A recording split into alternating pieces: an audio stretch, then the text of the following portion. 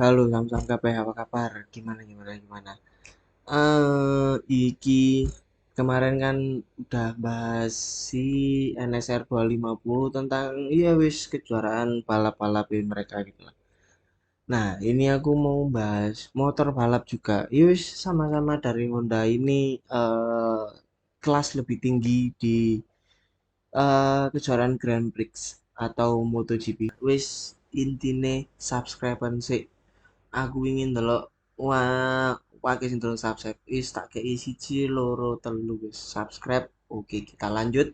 Jadi wis semua ini pada tahulah motor ini pasti ini adalah legenda motor. Ini the real legenda sing mencatat nama Valentino Rossi di motor ini tuh ya ini. Jadi wis gak usah lama-lama banget, kita bahas NSR 500.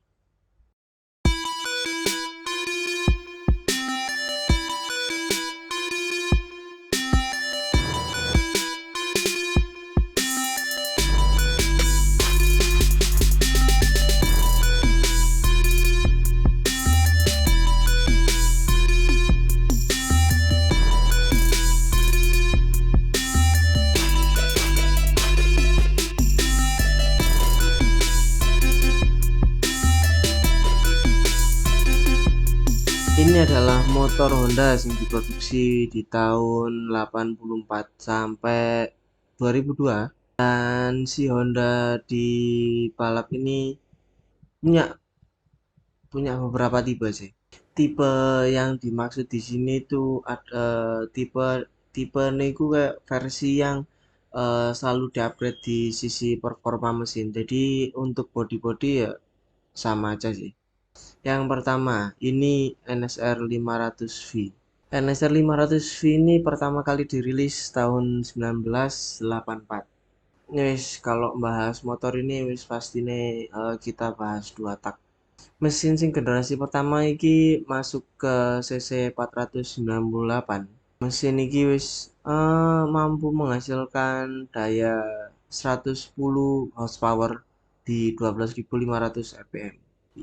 Sing tipe versi pertama ini dilengkapi dengan rangka twin spar yang merupakan inovasi terbaru di tahun 84. Di versi kedua ini ya tingkatan sama-sama ditingkatin lagi, performa mesinnya itu tingkatin lagi. Ini disebutnya NSR 500W, tapi ini jarang ada deskripsi. Yang rata-rata itu yang ada di deskripsi adalah 500 NSR 500V.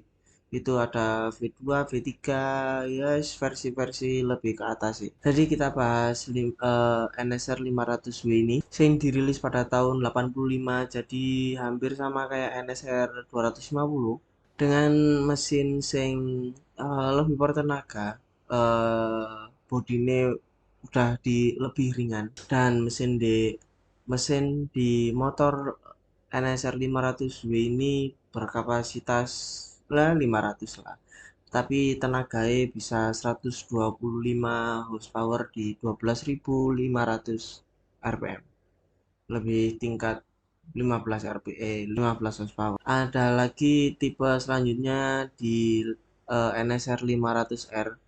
Ini merupakan upgradean dari NSR 500V. Ini udah dipakai sama Rossi kalau nggak salah. Honda NSR ini dirilis di tahun 89 dengan mesin lebih bertenaga lagi. Wis pokoknya setiap versi itu ada tingkatannya masing-masing. Sing iki ku NSR mampu menghasilkan tenaga 160 horsepower di RPM 12.500. Tahu banget ya. Tadi yang tipe W tadi di tahun 85 kan 125, ini udah 160 aja. Nah, ini udah dilengkapi sama sistem pengereman ganda sama suspensi Prolink. Yang selanjutnya adalah NSR versi 3, jadi versi teratas, versi yang lebih atas lagi.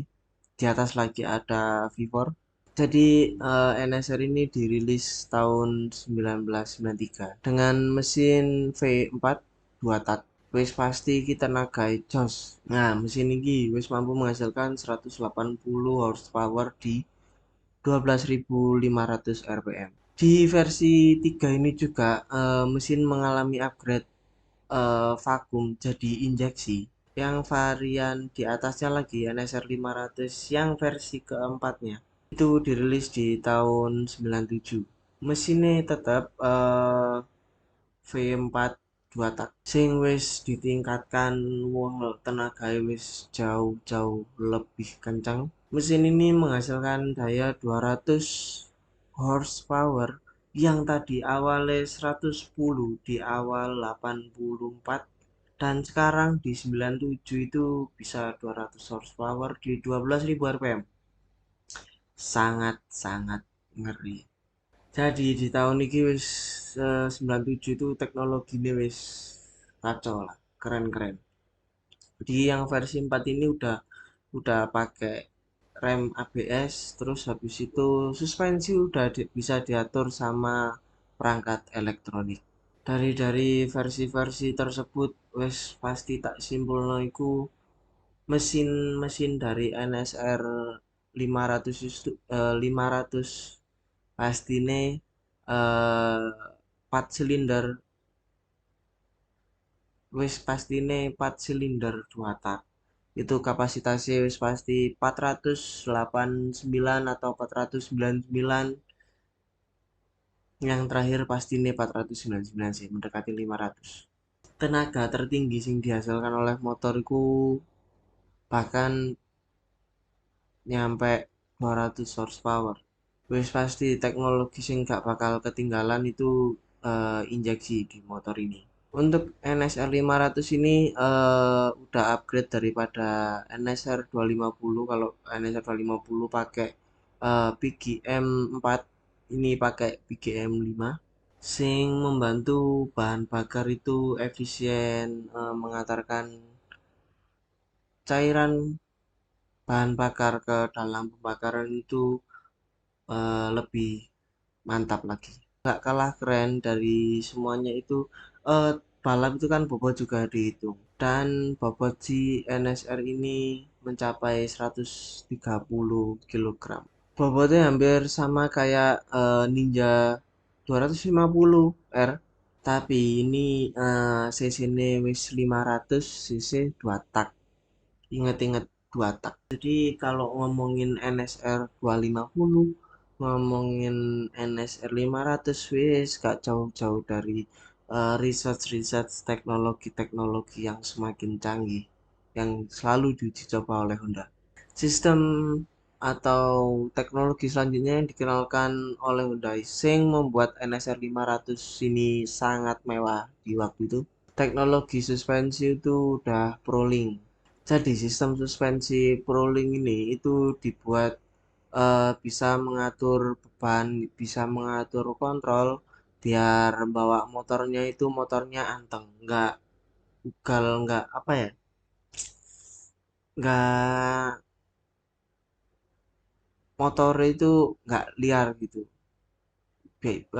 Kalau kalau gini kan kalau soke gak enak, misal kita cornering itu bisa mencelat gitulah, kelempar sama si motor. Sistem pengereman itu wis canggih, wis pasti motor balap dilengkapi pengereman ganda depan dan satu belakang. Yang tidak kalah penting adalah sistem pengereman ini di sini udah ABS. Dengan ABS itu pengendara bisa melakukan penurunan kecepatan dengan yang signifikan tapi tetap aman, nggak ngesot-ngesot, nggak langsung ngelok gitu. Tapi sa se tapi secanggih-canggih NSR 500 tetap ada kelemahan.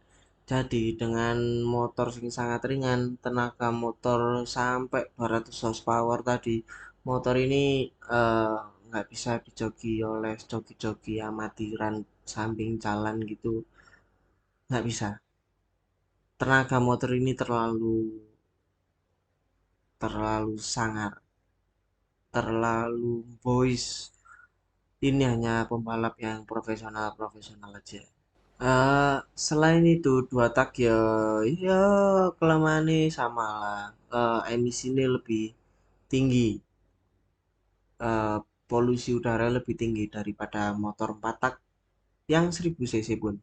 Tapi motor balap ini meskipun wis gak diproduksi lagi ya, tetap motor balap ini tetap legendaris di mata penggemar-penggemar MotoGP atau kejuaraan Grand Prix. Selalu tampil ikonik dengan logo NSR dan tampil menjuarai kejuaraan. Terus teknologi ini canggih. Kejuaraan balap ini eh hampir selalu podium borong piala Tsunami Trophy. Meskipun NSR 500 tidak diproduksi lagi, tapi nama NSR itu tetap ikonik di dunia balap. Dan nggak kalah canggih wis teknologi kayak gitu sampai sekarang teknologi itu dipakai kayak ABS, sistem injeksi di 4 tak pun juga dipakai. Nah, sing membuat membuat motor ini ikonik yang nggak lain adalah kejuaraan-kejuaraan.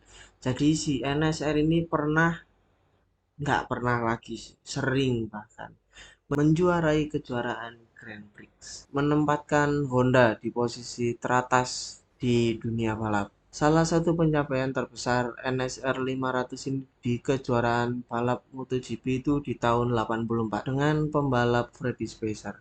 Freddy Spacer berhasil memenangkan kejuaraan dengan mengendarai NSR 500 dengan sangar wis lihai ngono lah wis mengalahkan si rival-rivale intine seperti Kenny Roberts dan Eddie Lawson. NSR juga meraih kemenangan di ajang balap legendaris seperti Isle of Man Titi, penyebutan piye? Iya wis ngono iku lah. Lah ini balapan ini dan Grand Prix Jerman di tahun 85. Dalam ajang Island of Man Titi, Freddy Spacer berhasil mencatatkan waktu tercepat dalam sejarah dengan rata-rata kecepatan 194 km per jam.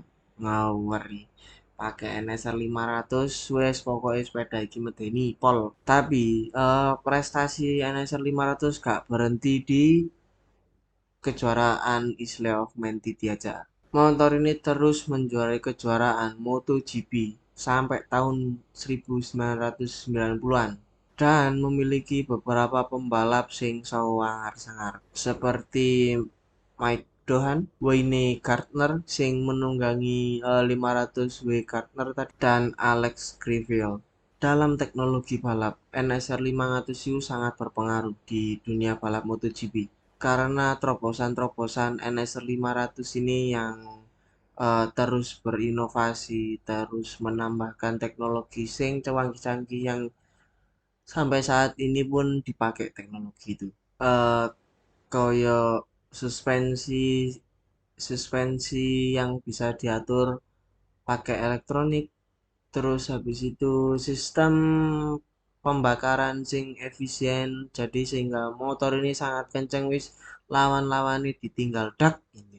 Dalam keseluruhan Honda NSR 500 ini merupakan motor sing sangat legendaris, dihormati oleh para pembalap. Motor ini telah memberikan inovasi dampak yang besar bagi dunia balap motor sampai sekarang. Valentino Rossi juga punya mengoleksi si motor NSR 500 ini. Bukan mengoleksi, yang pernah dia kendarai juga.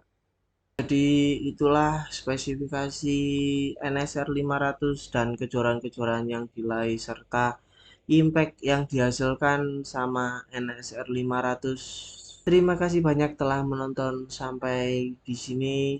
Terima kasih. Jangan lupa like, comment, subscribe dan share ke teman-teman kalian semua. Terima kasih. Bye bye.